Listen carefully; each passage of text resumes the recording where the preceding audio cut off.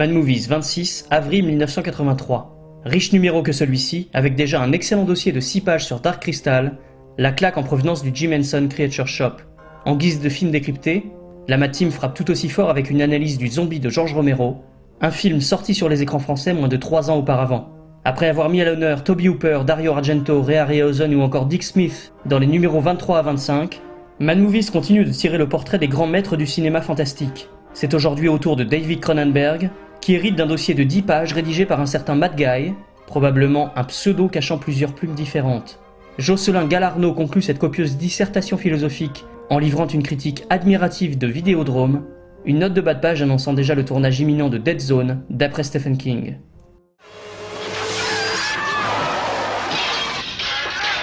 Max is a cop, one of the best. Where does they're out to get you?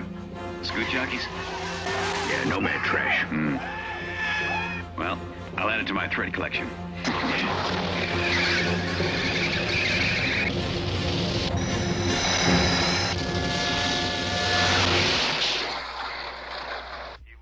You made the news again. Who was he? I don't know.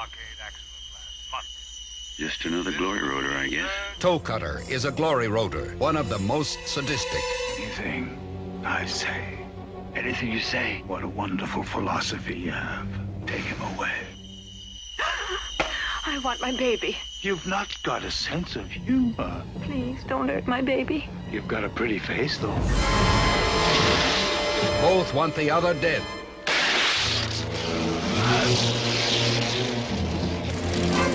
But only one can have his way.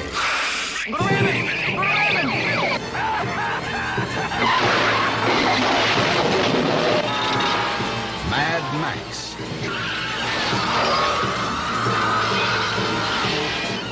You don't want to make Max mad. Because when Max gets mad,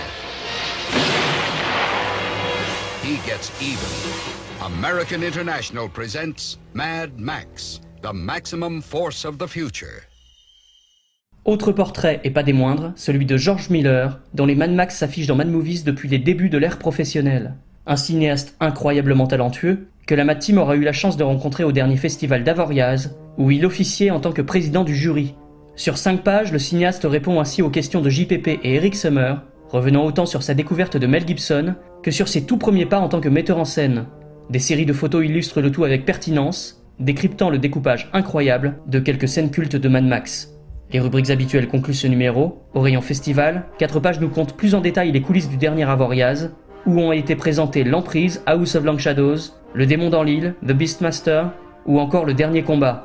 JPP en profite pour s'entretenir avec Ralph Bakshi, venu promouvoir son dernier bébé Fire and Ice. Dans les griffes du cinéphage, la Mad Team s'attarde sur quelques futurs classiques. Outre Looker et Basket Case, Evil Dead a droit à une critique dithyrambique signée Claude Scasso, qui applaudit les expérimentations visuelles et sonores de Rémy.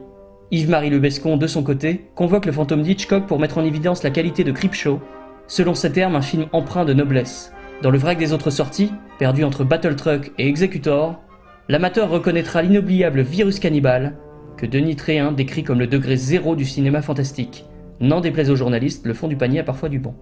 Dans Vidéo et Débat, la Mad Team rembobine les VHS de Carrie, Le Loup-garou de Londres, King Kong, Elephant Man, Mad Max, Rollerball, Scanners, Le Monstre vivant, La Nuit des morts vivants, Suspiria, Zombie et C'était demain, et s'en va poser quelques questions au PDG de Warner Philippaki à propos du pan and scan, de la 3D et de la VO. Il n'y a pas de public pour la VO, répond l'intéressé. Je cite, ça ne marche pas.